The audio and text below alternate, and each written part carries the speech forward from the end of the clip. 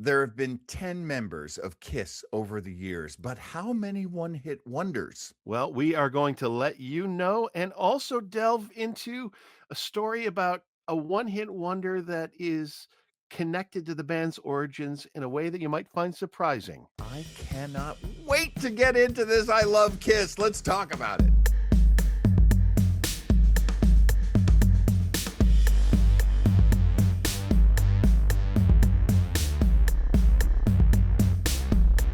You love music, and we are so happy you are here. I'm John Weber. And I'm Mike Sauter, and welcome to this CHARTstoppers channel foray into another one hit wonder story. So, we're digging into backstories of great one hit wonders from 1960 through 1999. If you could give us a like if you have not yet subscribed, but you could and you would, that would be wonderful. We'd appreciate it so much. Please like and subscribe. Please leave a comment on this video. We'd love to hear what you think about Kiss. And before we answer the question or try to answer the question of how many solo members of Kiss were one hit wonders, there is a pronunciation note I would like to mention. Now, when I was a kid, and all my friends, everybody said that the guitarist's name in Kiss as Ace Frehley, but apparently that is incorrect, and it's Ace Frehley. So it was difficult for me to remember that as we move on through this, and hopefully I won't slip up and say the wrong thing. Uh, You but did uh, you did, by the way, come up with a great, device to remember the proper pronunciation, so w- you deserve credit for that. well, it wasn't, it's not that I came up with this, but of course, it totally makes sense in retrospect that one of his side projects was the band Fraley's Comet, which makes a lot more sense as a pun than if it's Fraley rather than Freely. Alright, Mike has given us a video where he is, as he does, crunched the numbers, made the facts form themselves into a fantastic story. The rock band Kiss was formed in New York City in 1973. From the start of their live shows, the band wore facial makeup, platform shoes, and tight leather or vinyl outfits. It was the era of glitter rock, in which bands like Alice Cooper and the New York Dolls took Mick Jagger's stage strutting androgyny to the next level. Over in England, David Bowie and T-Rex were prime examples, although the Brits called it glam rock as well as glitter. Kiss upped the ante with their makeup, moving beyond simple lipstick, rouge, and mascara into full-blown clown or mime territory, with each member of the band having their own distinctive face makeup design. Gene Simmons, Ace Frehley, Paul Stanley, and Peter Criss. Before the end of the year, they recorded their self-titled debut album, which was released in early 1974. During their promotion for the album, the band performed on the popular Mike Douglas talk show, introducing their look and sound to Mr. and Mrs. America, no doubt giving the daytime TV viewers quite a shock. Mike Douglas and his panelists marveled at the band's platform shoes, and Gene Simmons announced that he was evil incarnate, to some uncomfortable scattered laughter from the audience.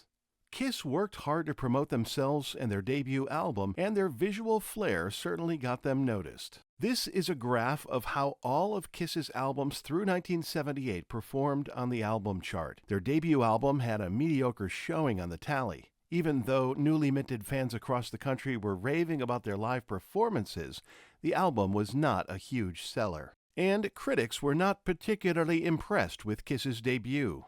Their second album, Hotter Than Hell, had an even worse showing on the album chart. Their 1975 third album, Dressed to Kill, fared better, but still wasn't very commercially successful. They decided to capture the energy and excitement of their live shows and released Alive in September 1975. Shortly thereafter, Kiss released the live version of Rock and Roll All Night as a single. Here is the graph of how Kiss singles fared through 1978. The band's debut 45 record made the chart but fizzled out quickly, making it only to number 83. The studio recording of Rock and Roll All Night was their sophomore single, but it fared poorly. It peaked at number 68. The live version of the song from the Alive album turned out to be the breakthrough, finally crossing that top 40 line and becoming a true hit, eventually landing at number 12. The Alive album was the career boost that the band needed. For the next 4 years, Kiss always had at least one and usually multiple entries on the album chart. Alive itself was on the album chart for 109 consecutive weeks. And after breaking the seal on the top 40 of the singles chart, Kiss had a string of hits.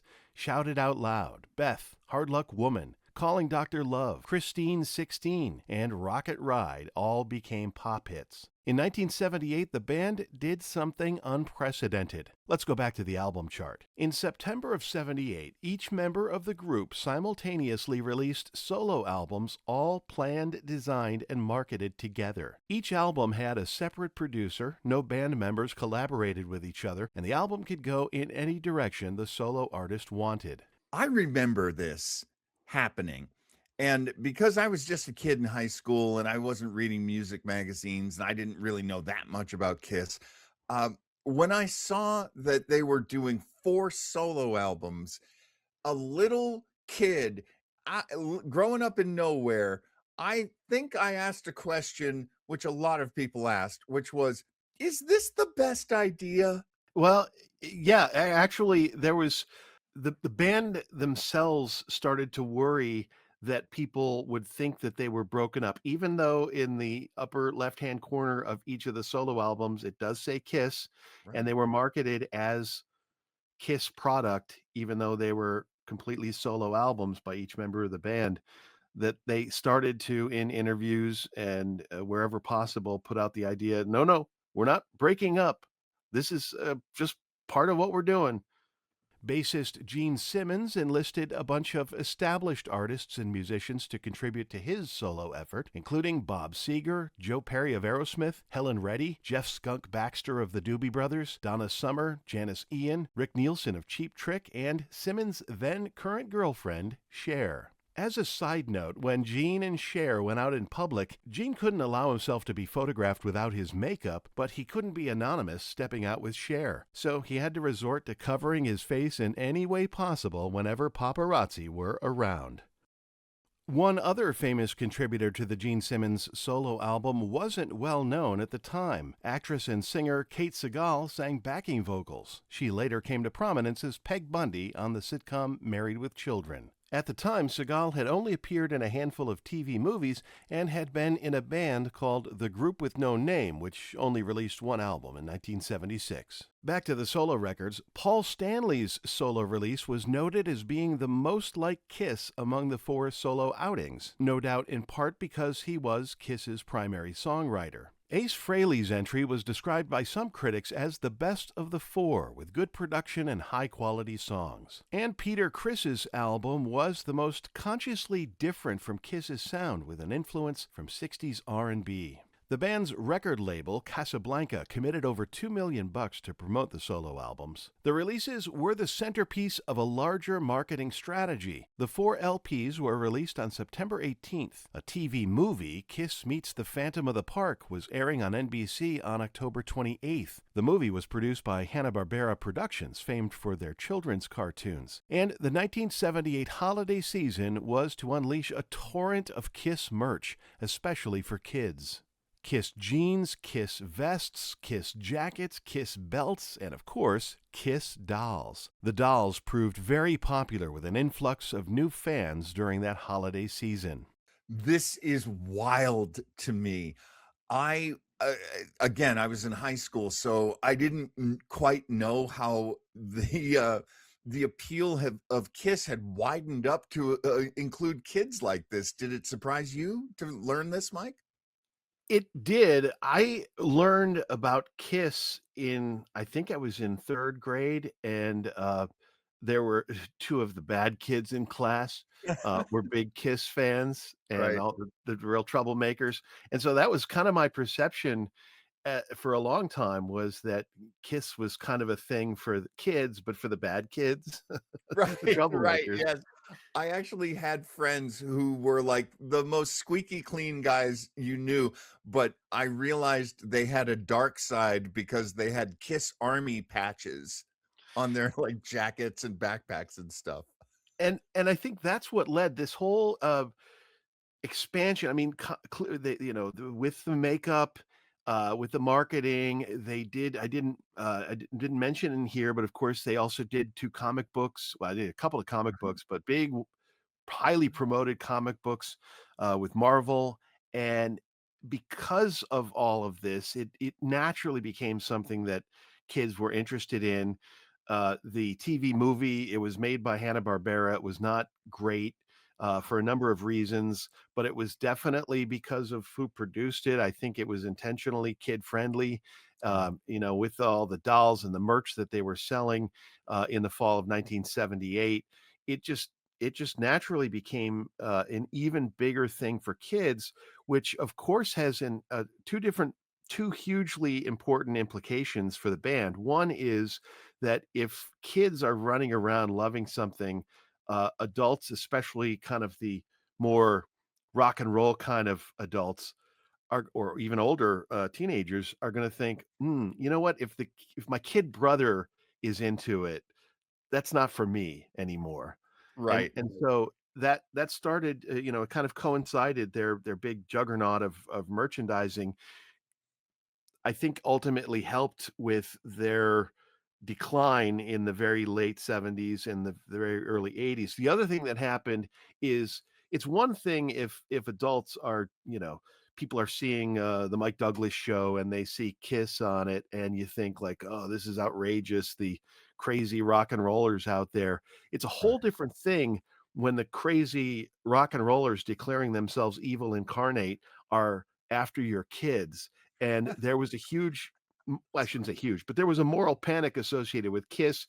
They were wrapped into the whole, like, Satanism thing, and, Yeah. people said that Kiss actually stood for Knights in Service to Satan, and it Yes, was I all part remember. of a plot to get the souls of children in America. I remember that. Oh, the panic. Oh, these painted evil men are coming to make your children rebellious. No, your kids were already rebellious. Sorry. A newspaper in Rockford, Illinois printed letters to Santa written by local second graders, and many of the kids wanted Kiss dolls for Christmas. In fact, Kiss dolls, posters, and albums were all on the minds of many of these 7 and 8-year-olds in the 1978 holiday season. But back to the solo albums again. They were the foundation upon which this master plan rested. And all the money Casablanca Records was throwing at the marketing was also promoting the band brand and all of the anticipated ancillary revenue. The 4 solo albums were purchased individually by consumers, but the record label encouraged fans to buy them all at once. According to music industry trade publication Billboard, 500,000 plastic bags were made, which had the 4 album covers on them, and asked record stores to use them only when a customer bought all 4 albums at once. Full page ads in Rolling Stone and other magazines were commissioned, and then there were the Kissmobiles. Casablanca teamed up with radio stations to give away Kiss decorated vehicles that they dubbed Kissmobiles. In Miami, a radio station gave away a Pontiac Firebird Kissmobile to a contest winner. It appears that Casablanca made a deal with Honda for their Hawk motorcycles to be used as Kissmobiles in most markets. Here's info about a radio station in Cleveland giving away their Kissmobile.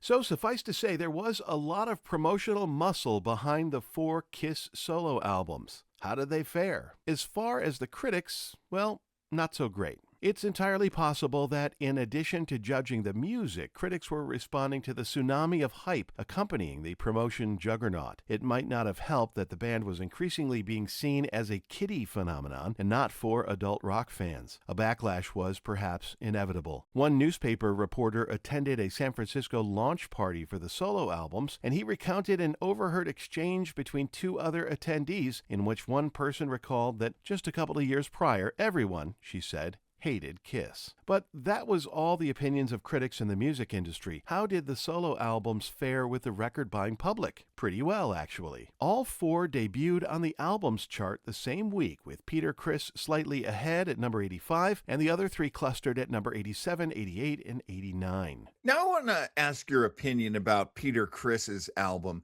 Peter Criss was associated with the song Beth, which was a beloved single.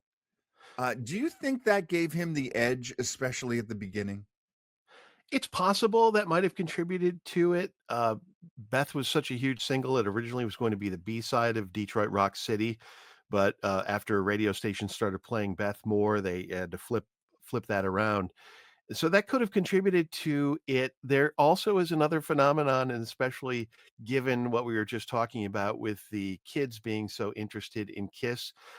My wife told me that she was just a preteen at the time when these albums came out, but she had an older brother who was really big into Kiss, and Mm. so, she had to select who her favorite Kiss member was, ordered by her older brother, but turns out she picked Peter Criss because she just liked the kitty makeup. I mean, the cat makeup is amazing. As much as I love the other guy's makeup, really, my favorite was always Peter Criss's. By the second week, Gene Simmons' album jumped out into the lead at number 56, with Fraley's and Stanley's albums at 65 and 67, and Chris's lagging behind at 77. Then it's Simmons with a clear lead, followed by the others in a pack. They all continue upward into the same trajectory. By week 9, it's still Simmons in the lead, but the other three begin to separate. Fraley is pulling into second place, followed by Stanley, with Chris bringing up the rear. That pattern continues, and then in week 13, what's this? Stanley and Chris lose their steam and begin dropping. Everyone continues at about the same pace in week 14, but Fraley is making his move. He's gaining on Simmons. They're neck and neck. In week 15, Fraley overtakes Simmons for the lead. In week 16, Fraley starts to pull away from Simmons, and meanwhile, Stanley begins to free fall. Chris is holding his own and is now in third place. In week 17, everyone is dropping, and then in a surprise week 18 move, Simmons drops below Chris and is now in third behind Fraley and Chris. In week 19, Stanley drops off the board entirely, and Chris is barely ahead of Simmons, and Fraley having a commanding lead. Simmons regains second place among the solo albums in week 20. Chris drops out of play in week 21, leaving just Fraley and Simmons for 2 weeks, until Simmons drops out in week 23. Fraley is the only one left for the 24th and final week of the solo LPs on the album chart. Can I just say that race announcer Mike Sauter is one of my favorite Mike Sauters? When I was, putting this together, I could only think of a horse race, because and it wasn't intended to be a competition, but this is why it's probably a horrible idea to have 4 solo albums coming out simultaneously from a band, and why I don't think has ever happened again exactly like this.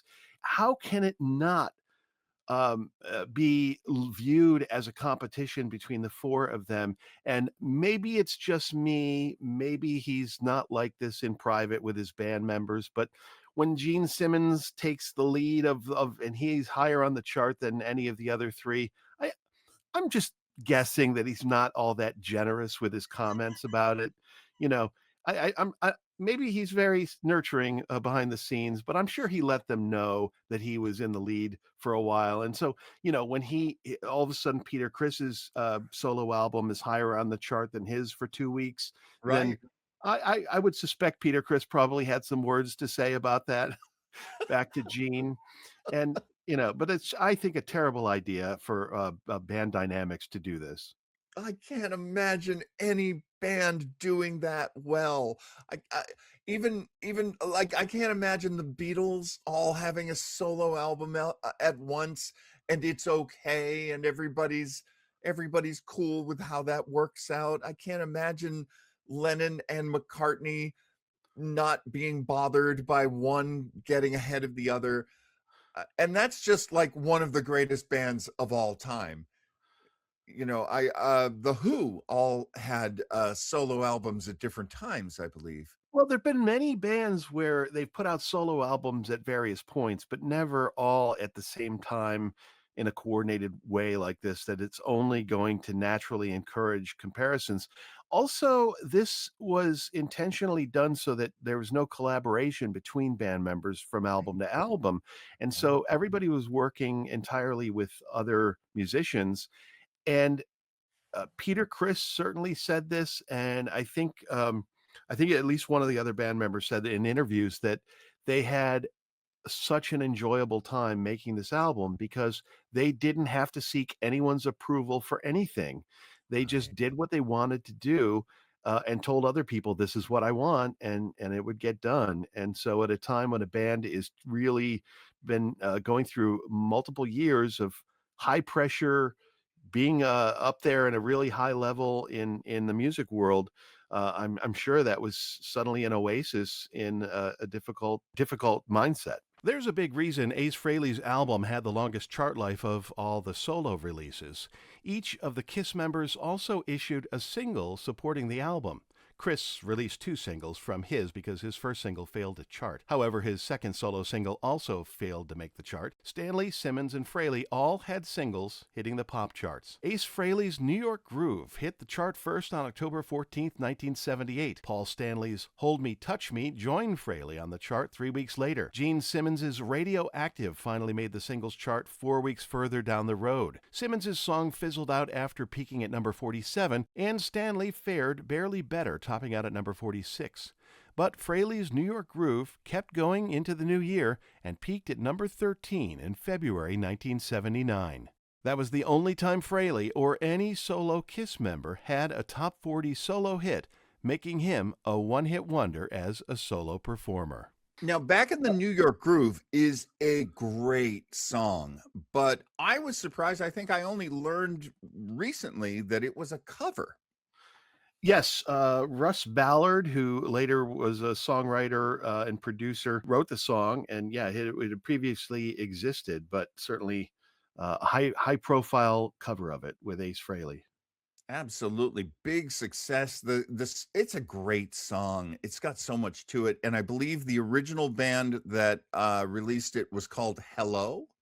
Gene Simmons, the bass player for Kiss, was born Chaim Vitz in Israel. After he moved to the United States at age 8, he began using the name Gene Klein. In the late 1960s, he adopted the stage name Gene Simmons, his usage inspired by another musician. Jumpin' Gene Simmons was a rockabilly and country singer born in Mississippi in 1937. When Elvis Presley began his rise to fame, he played a show in Tupelo, Mississippi, and Jumpin' Gene was an opening act. Jumpin' Gene moved to Memphis to further his career ambitions, and he signed a deal with the legendary label Sun Records, which launched Elvis's career. In 1964, Jumpin' Gene released a single called Haunted House, written by a blues singer named Bob Geddens and first recorded by fellow Mississippi singer Johnny Fuller in 1959. Haunted House was a novelty song told from the perspective of a man who buys a house only to discover that it's haunted. The haint, as the man calls him, tells the narrator to vacate the premises, sort of like a down-home Amityville horror. But the man firmly replies he's not leaving. "I bought this house. Now you know I'm boss," he tells the malevolent spirit. Haunted House caught on with the public and floated its way up the pop chart, eventually peaking at number 11. That was his only hit, so while Gene Simmons of Kiss is not a one-hit wonder, his namesake, Jumpin' Gene Simmons,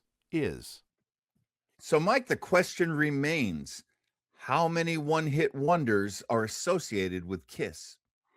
Well, there is only one solo member of Kiss that is a one-hit wonder. So the answer to that question is one. Of course, as we saw, there was a little additional one-hit wonder that was associated with the band in a weird sort of way, inspiring the name Gene Simmons. So hats off to Jumpin' Gene Simmons. Now, one other tidbit I wanted to throw in here, it didn't quite fit in with anything else we were talking about, but I just found this fascinating as a huge David Letterman fan, was that the longtime drummer for the world's most dangerous band, he started on Late Night with David Letterman in 1986 and then continued all the way through to the end of the show and through the CBS years.